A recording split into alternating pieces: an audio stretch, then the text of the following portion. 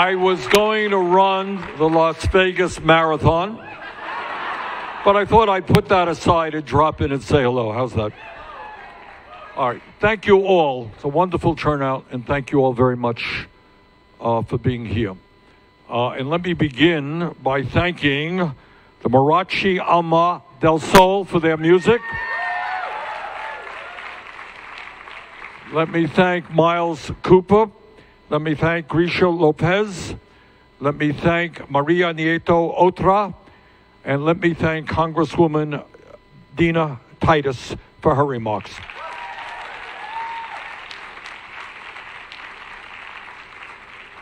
So what I want to do is just chat for a little bit, and then we'll take some questions and your comments. Let me begin by telling you what you already know, and that we live in an unprecedented moment in American history and an extremely dangerous time. We have a president of the United States who is not just a pathological liar. He is not just running one of the most corrupt administrations in the history of our country, but he is a racist. He is a sexist. He is a xenophobe. He is a homophobe. And he's a religious bigot. Other than that, he's a pretty nice guy. But that is all serious. In all seriousness, it is, we can disagree with somebody's politics. And I have conservative friends who I disagree with, but that does not make them racists or pathological liars. And it is a very sad state of affairs that we have somebody like that who is in the White House. And I think that what you're going to see in the next weeks to come is this president will be impeached, and he should be impeached.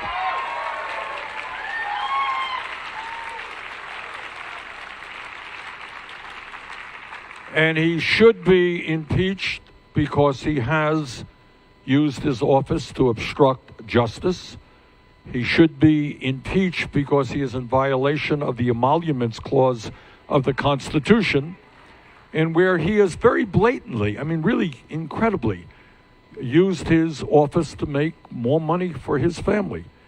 And lastly, of course, he should be impeached because he has used national security aid to Ukraine in order to try to undermine a potential political opponent. And those are all grounds for impeachment. But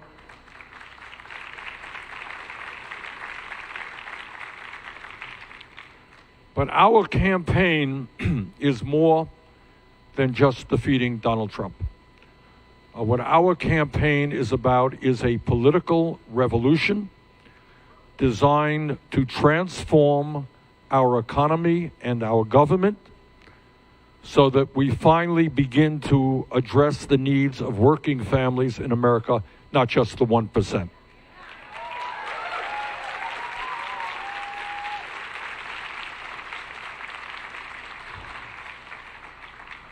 What Trump is doing is what demagogues always do throughout the world. He didn't invent this approach. What demagogues always do is find a minority and then try to rally the American people against that minority. And maybe the minority is gay people. Maybe the minority is Jewish people. Maybe the minority is African American people. But today, that major minority that he is attacking happens to be undocumented immigrants in this country today, mostly Latino people. And what he is trying to do is to win votes, as demagogues do all over this country, by attacking that population. Now, the reason that we are going to win the Democratic primary and the reason that we are going to defeat Trump is that our politics are exactly the opposite of what he is trying to do.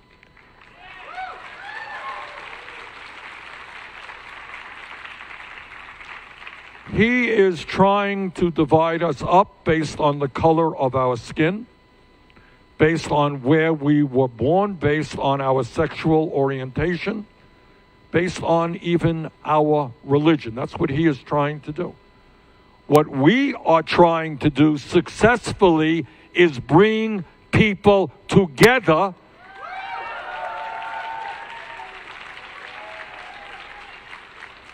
black and white and Latino, Native American, Asian American, gay and straight, people born in the United States, people who have immigrated to the United States.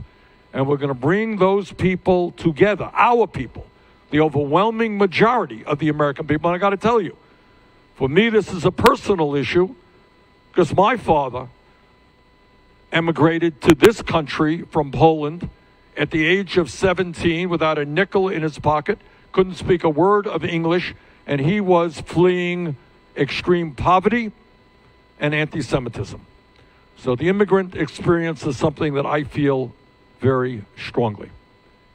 And what we will do together in the White House, and by the way, the message of our campaign is us, not me. And that means we are in this together.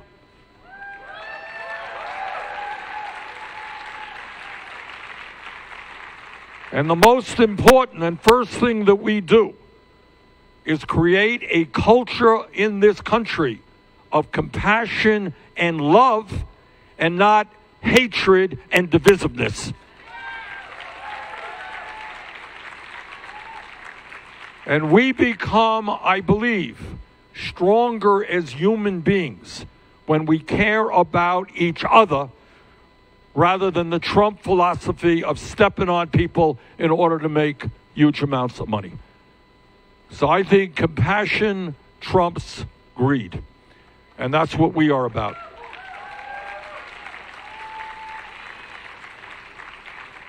So let me just tell you a little bit, starting off with immigration, then I want to get to some other issues that I know that are on your mind. So number one, we stopped the demonization of undocumented people in this country. Number two, on day one, through an executive order, we undo all of the ugly and racist executive orders that Trump has done.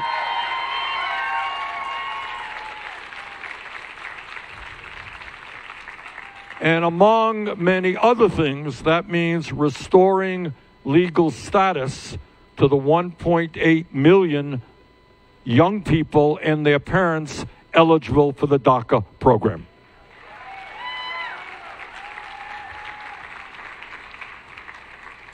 It means ending private prisons and detention centers in this country.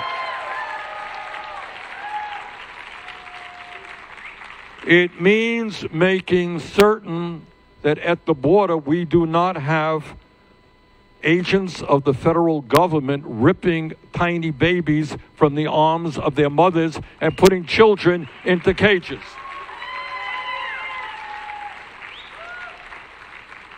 It means that we end the ICE raids that are terrorizing communities all over America. You know, we don't pay enough attention to what goes on in America in terms of how it impacts children. All right, let me give you just two examples. I can give you many more. Number one, the gun violence that we have seen all across this country, most recently in California a few days ago. What that is about is not only the killing and the murdering of so many people in this country, it is something else. And that is that kids today go to school and they are frightened. And their parents are frightened. I have grandchildren, as is the case all over this country, who undergo these drills in order to prepare for something terrible. Think about what that does to a child who is 7 or 8 years of age. Having to learn how to protect yourself from something terrible happening in a school. And then I want to take it to the issue of children in this country of undocumented parents. In Las Vegas, in Los Angeles, and many other school districts around the country, the bulk of the children are children of color.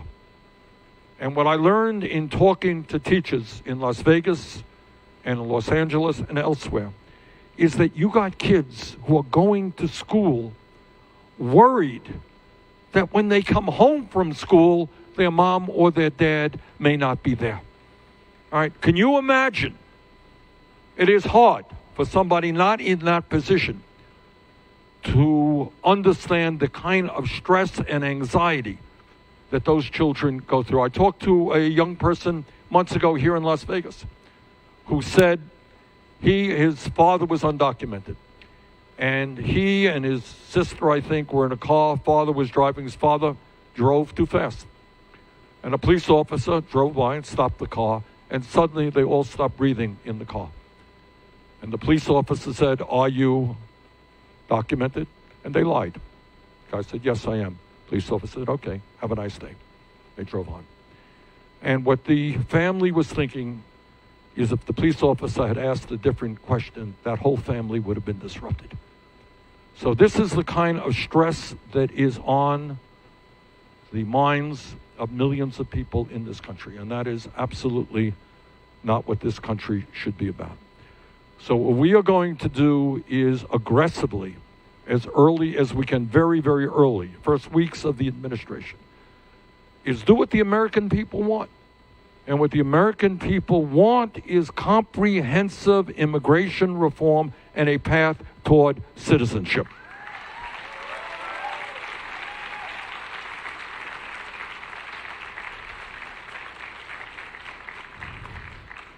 All right, let me move to some other issues that I know that are on your mind. Our campaign is not just about defeating Trump. Our campaign is about understanding that in the wealthiest country in the history of the world, we have the capability of making sure that all of our people have a decent standard of living. That's not a radical idea. It's not a utopian idea. It's what we can do. Right now in America, you got many, many millions of people who are working for starvation wages. That's just a fact. They're working for $8 an hour, they're working for $9 an hour, they're working for $10 an hour, and nobody could make it on those wages. And that is why, as a nation, we must raise the minimum wage to at least $15 an hour.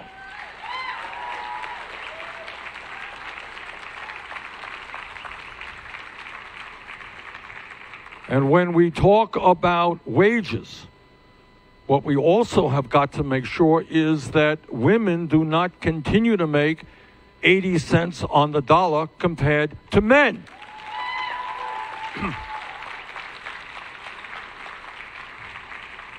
We believe in equal pay for equal work. And the other thing that we believe in, that I believe in very strongly, is that one of the reasons that the middle class in this country has declined for the last 45 years has been systematic attacks on unions.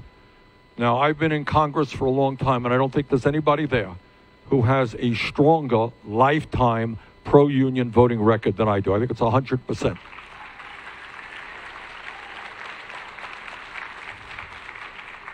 So what we are going to do is make it easier for workers to join unions, not harder. And my hope is that we're going to double the number of workers in unions in our first 4 years.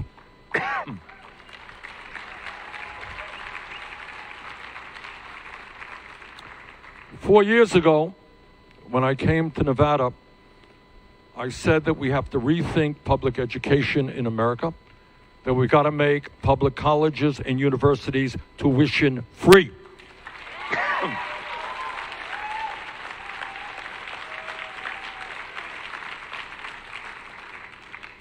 And that means that in America, every person, not just young people, regardless of income, should have the right to get a higher education. Maybe it's college, maybe it's a trade school.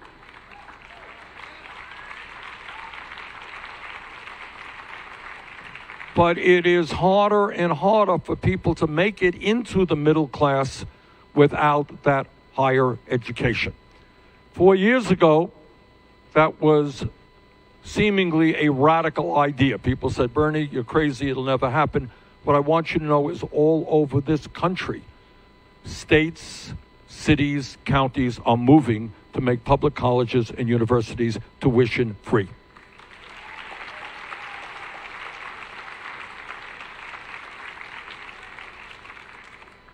And in fact, medical schools now, some of the leading medical schools in America are now becoming tuition free, which is a big deal. And then the second part of that equation is that I do not want to see young people continuing to struggle economically, not able to get married and have kids, not being able to buy a car or a home because of the outrageous level of student debt.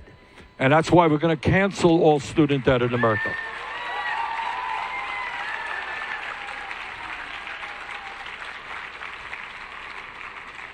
And we're going to pay for that by putting a modest tax on Wall Street speculation.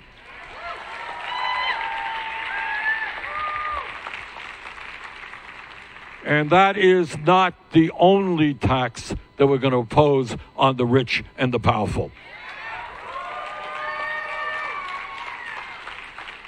You know, it is really funny. It really is. Some of you may have noticed, if you watch TV, you read the papers, that the billionaire class is literally getting very, very nervous. You know, they're worth $100 billion, they're worth $50 billion, and suddenly they're in tears. Oh my God, we're going to have to pay more in taxes. How do we get by on $30 billion? Such a stress on our. They're literally thinking about how they can avoid a wealth tax. Maybe they get divorced. That could help. Maybe they leave the country. They're sitting around with their accountants figuring out how they can avoid paying their fair share of taxes. But we got bad news for them. They are going to pay their fair share of taxes.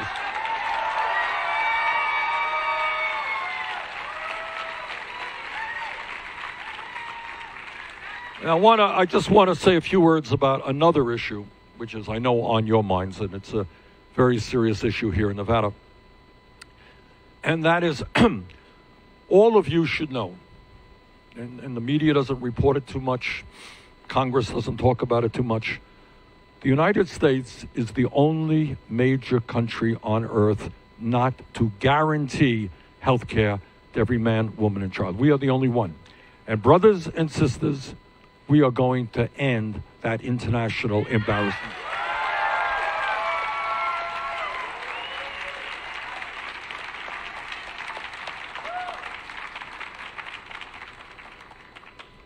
Now, if Canada and the UK and France and Germany and Holland and Finland and Denmark and Sweden and every other major country on earth can guarantee health care to all people, please don't tell me that we can't do it here in the United States.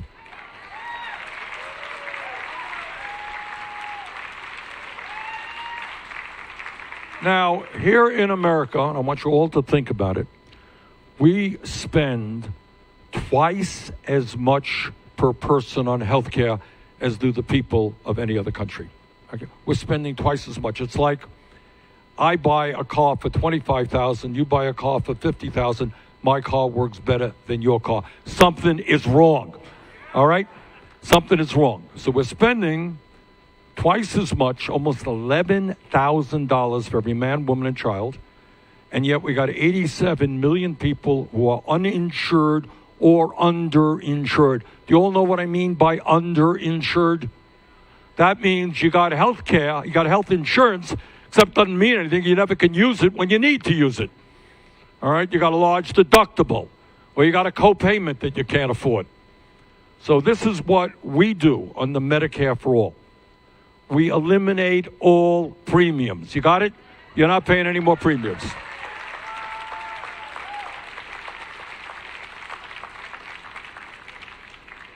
We eliminate all co-payments. And we eliminate one of the stupidest things that I've ever heard of in my life. You know, we take it for granted, this concept of a deductible. You all know what a deductible is? All right. So, it sucks. Yeah, that's one definition. So here's the point. You got insurance, except you can't use the insurance unless you spend the first, whatever it may be. You got 5,000? What kind of deductibles do people have here? I'm just curious. How many? 2,600. 6,000? Do I hear higher? It's like an auction. What do you got? How much? 16 deductible? And you pay for this insurance? All right, so you got to spend the first $16,000 out of your own pocket before the insurance kicks. That is a great policy. I mean, it is totally insane. And by the way, she will be included in the ranks of the insured. She's insured after she spends $16,000, which she probably doesn't have, for the health insurance she needed. Now, what's the result of all of that?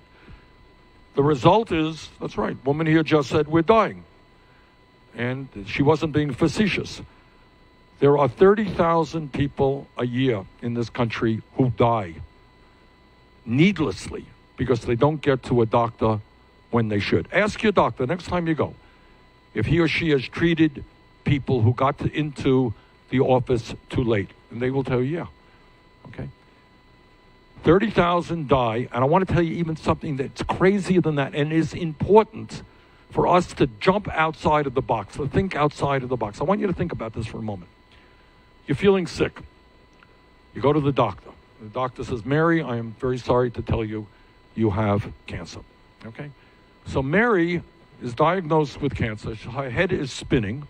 All right, what kind of treatment should she get? What doctor should she go to? What medicine should she use? What hospital should she go to get that treatment? It's just overwhelming. But she, in this country, uniquely, has now got to worry about something else. And that is if she runs up a bill of $100,000 or more, how in God's name, if she is a working class person, how's she going to pay for that bill? And the result is that 500,000 people go bankrupt in America because of medically related debt. Can you believe that? So just think about the cruelty of a system. You got enough to worry about if you're diagnosed with a serious illness. You got to get back on your feet. You got to go through all kinds of difficult treatment. Got to find the right doctor. And then on top of that, to worry that your family is going to be financially ruined is unbelievable, and it is not what this country should be about.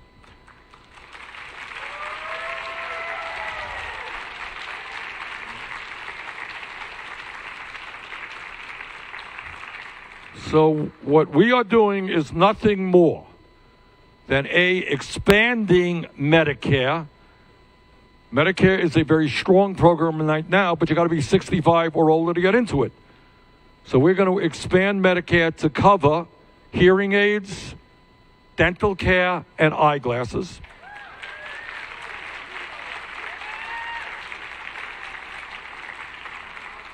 And home health care. And then in year one, right now, you got to be 65 to get into Medicare. We lowered that age in year one from 65 down to 55. Year two, 45. Year three, 35. Year four, everybody's in it. That's it.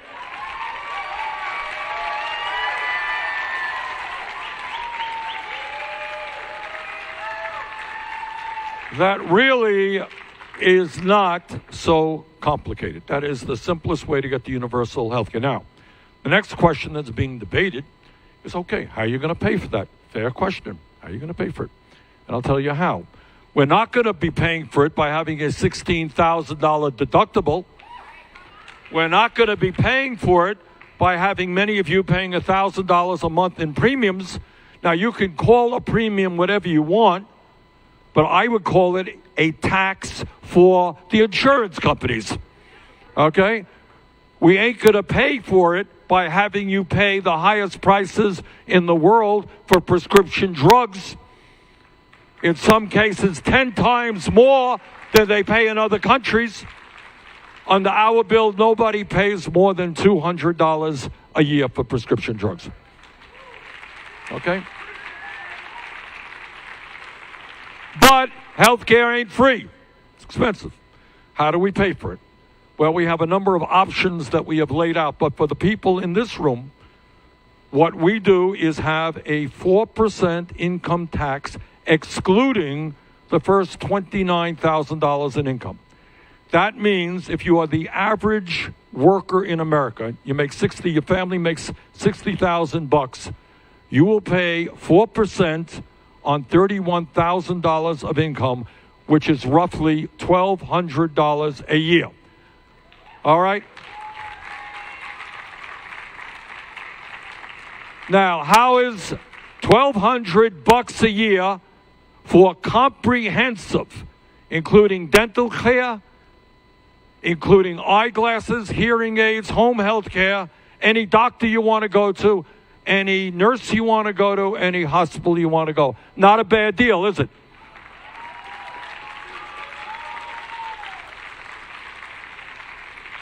So the average person in America will pay significantly less for better health care. Wealthier people will pay more. Employers obviously will be contributing as well. Now, how can we do this? This is how we do it. Last year, the drug companies and the insurance companies alone made $100 billion in profits. You got it? You can't afford insurance. They made $100 billion in profits and pay their CEOs millions of dollars a year in compensation. And then more than that, because we have a dysfunctional system in which virtually every person in this room has a different policy. You have a $5,000 deductible. You have a $10,000. You can get this prescription drugs. You're in this network. You are in that network. You can go here. You can't go there. It is enormously complicated and difficult to administer. Anybody here ever be on the phone with somebody in an insurance company trying to argue that you're entitled to what they tell you you're not entitled to? Answer is we are wasting hundreds of billions of dollars on that administrative nightmare. What Medicare for All simply says is, here's your card. You go to any doctor you want, any hospital you want. We put money into health care, not into bureaucracy and administration.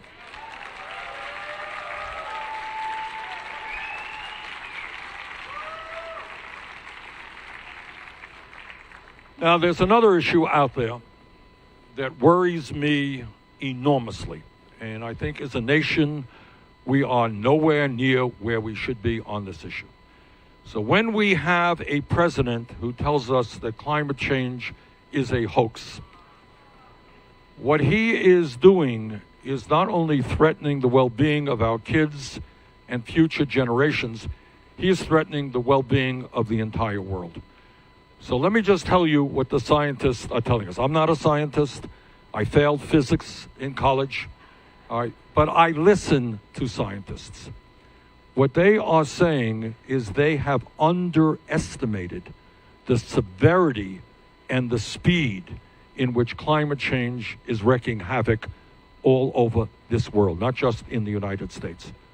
We are talking about rising sea levels that will flood major cities in America and around the world. Naples, Italy, a beautiful city, is now underwater from a torrential rainfall similar to what hit Houston, Texas a few months ago. So what you're seeing is rising sea levels, the melting of the Arctic ice cap, the warming of oceans. If we don't get our act together, Miami, New York, Hong Kong, Shanghai, Bangladesh, countries and major cities all over the world will be underwater. What we're seeing is more and more drought. You are experiencing that in Nevada. God knows they've got to deal with that in California. When you have drought, you have wildfires, which have been so destructive, not only in California, but the whole West Coast. What you are seeing is flooding in a way that we have never seen it before. And when you have people all over the world living in drought conditions, what you're going to see is the mass migration of people. The United Nations estimates hundreds of millions of people may be uprooted from their homes because they don't have any clean water, they don't have land to grow their crops, and that causes national security crises. So we have a major, major crisis in front of us, and that is why I am very proud to be a strong supporter of the Green New Deal.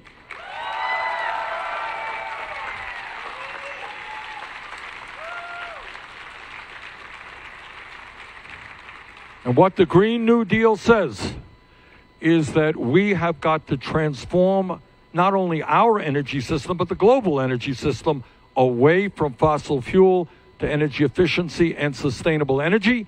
And by the way, when we make that transformation, we can create up to 20 million good-paying jobs.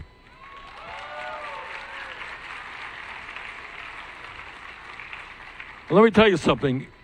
Whenever I come to Nevada, including a day like today, I come from Vermont, you know. Right now it's probably 15 degrees, it's sleeting, it's cold.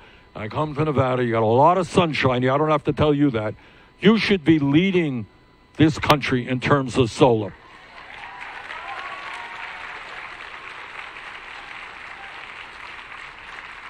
Just to give you an example, so you know this, what solar can do. Jane and I don't know, is Jane here? Not here. Where are you? Where is she? There she is. That's the next First Lady.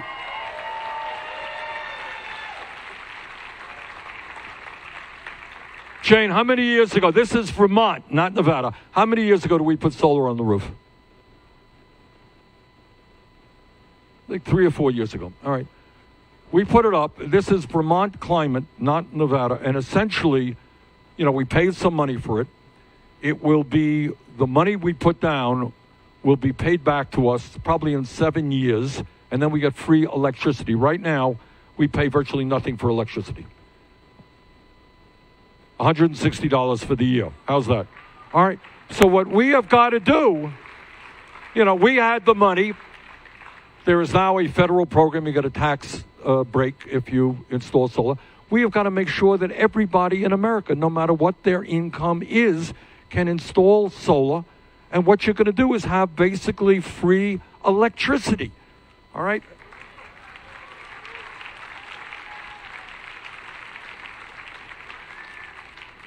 All right, so this is a huge issue that we've got to work together on. Last couple of points that I want to make is that we have a criminal justice system which is criminal. It's a criminal system. And we end up, and I want everybody to appreciate this, we end up today having more people in jail, over 2 million, than any other country on earth, including China, 4 times our size. And the people in jail, as you know, are disproportionately African American, Latino, and Native American. So we need a major reform of a broken and racist criminal justice system.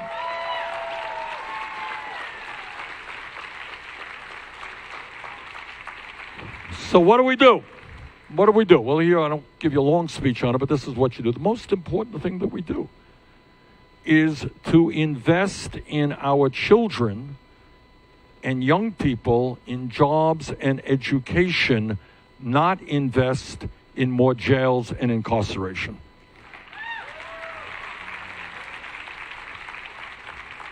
So our job is to keep our kids from falling through the cracks, from dropping out of school, and instead to make sure that they get the jobs that they need so that they can become productive members of society and not rot in a jail. Second thing we do, among many other things, is we end the destructive war on drugs.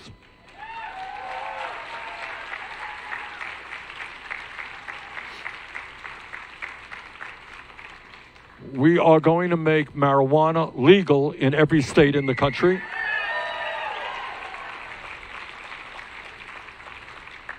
We will expunge the records of those arrested for possession of marijuana.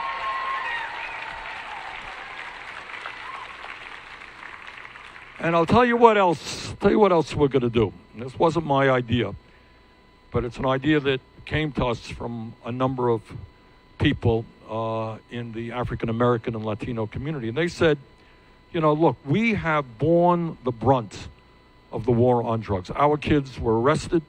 Our kids have criminal records. Sometimes they ended up in jail. And it sounds unfair that when we legalize marijuana, you end up having a handful of corporations controlling that industry.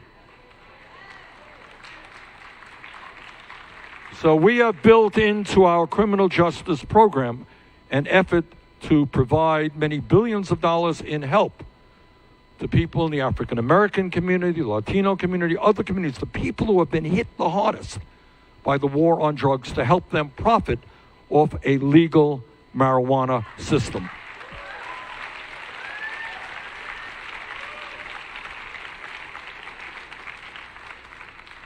You know, I am a United States Senator, and I'm on the floor of the Senate frequently, and I listen to many of my conservative colleagues talk about how they want to get government off the backs of the American people and how they believe in small government.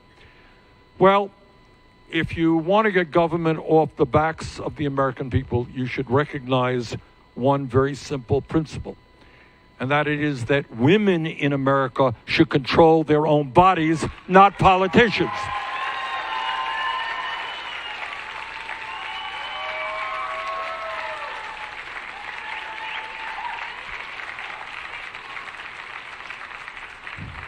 So my promise to you is I will never nominate anybody to the U.S. Supreme Court who is not 100% in favor of Roe v. Wade.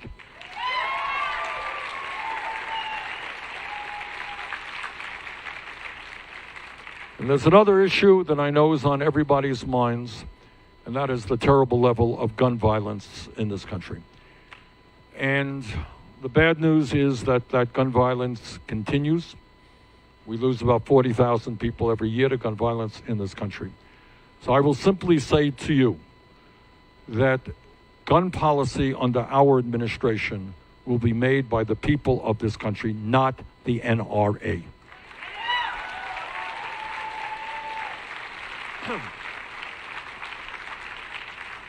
And the good news is there is more unanimity of thought between gun owners and non-gun owners, urban people, rural people, than you would think. And we know what we have to do to make sure that we cut back on these terrible and horrific mass shootings that we've seen. I don't have to tell anybody in Las Vegas what that's about. You experienced the worst of the worst.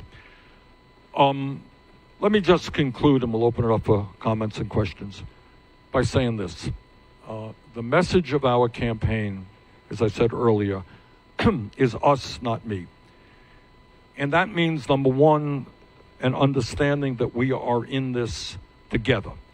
But there's another part of it, and that is an understanding that you don't see this on TV at all, and you don't hear it in the Congress at all, is that to take on the power of the corporate elite is not something that one person, no matter who that president may be, can do.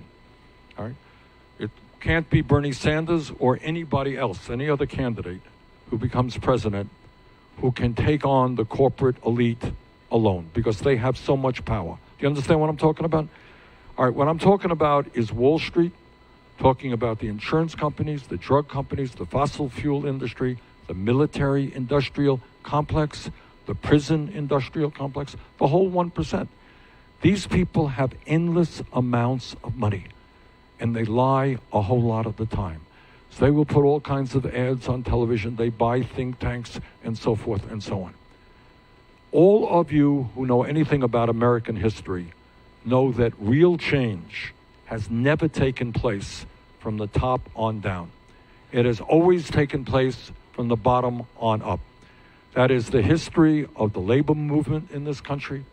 It is the history of the civil rights movement. It is the history of the women's movement. It is the history of the gay rights movement.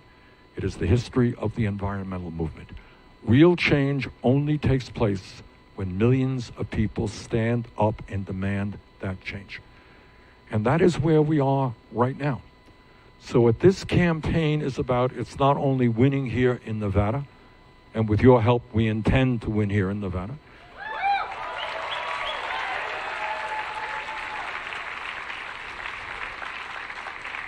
you know. And it's not only winning the nomination and defeating Trump, and we intend to do that as well. It is an understanding that if we are going to create a decent standard of living for all of our people, of health care and educational opportunity for all of our people, if we're going to lead the world in tackling this global crisis of climate change, the only way we do that is when millions of people stand together. So what we are doing is not only going to win this election, we're building a movement that tells the billionaire class and the corporate elite that this country belongs to all of us, not just a few. Thank you all very much.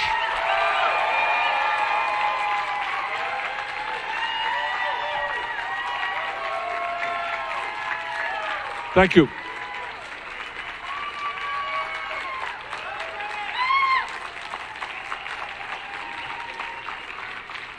Okay, I think we have time for a few questions. Do we have staff? What's the mic story here? Where's our staff? All right, is that the only mic we got? Where's the other one? I don't see it. Okay, good. All right, we've got time just for a few questions. All right, I see a gentleman right here wearing that beautiful T-shirt that says Bernie on it. That's a really nice T-shirt. All right. Here, grab the mic there. I know you're a really strong supporter of abolishing ICE. On your immigration policy website, it says you're going to abolish the Customs and Border Patrol and ICE. No, what we say, we're going to reorganize these things so that they perform the function they should be performing. And the function they should be performing is not terrorizing the undocumented people in this country, and we are going to put an end to that. So we're going to completely change the kind of work that ICE is doing right now. All right? All right.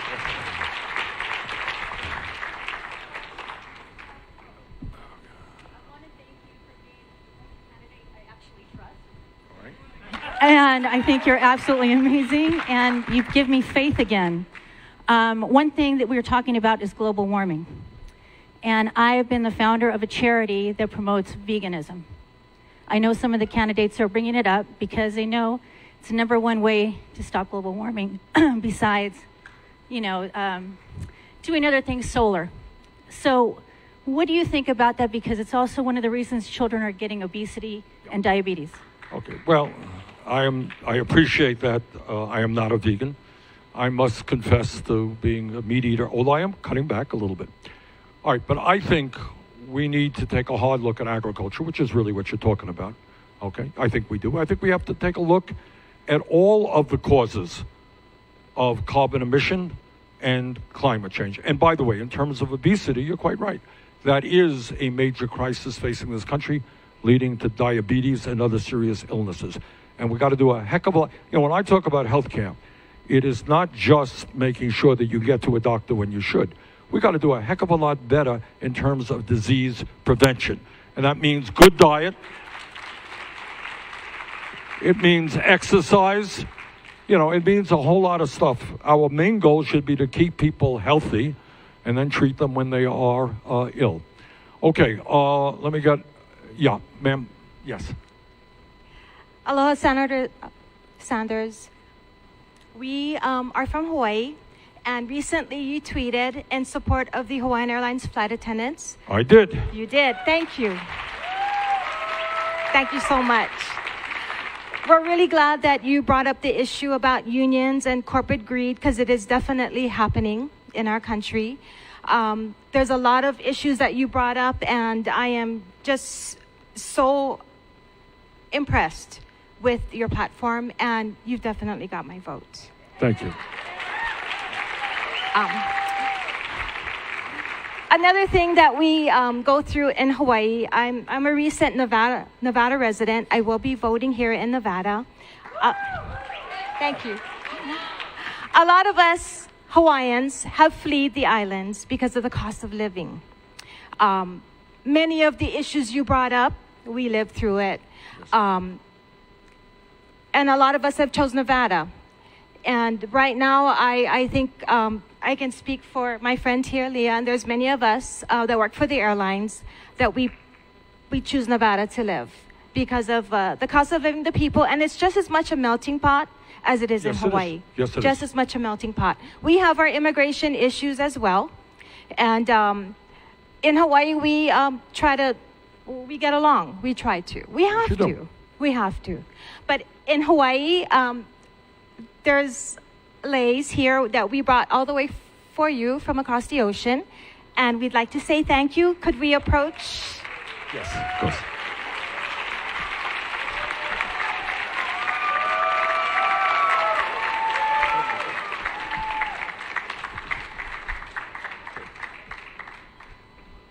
Oh my goodness.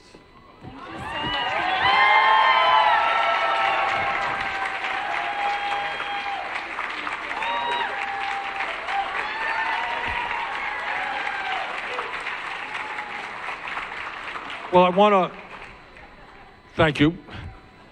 Smells beautiful. And I want to just say this. Maybe we'll end on this note, and I apologize for that.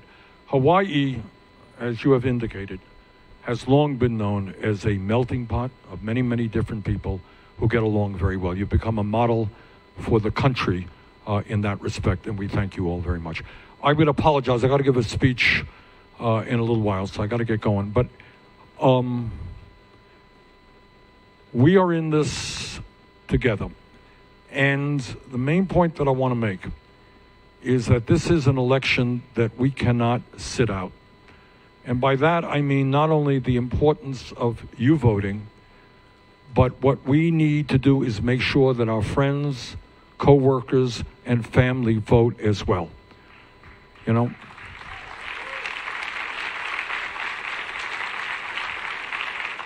And when we bring working people and young people into the political process, we're going to win this election. We're going to transform this nation. Thank you very much for being part of the political revolution.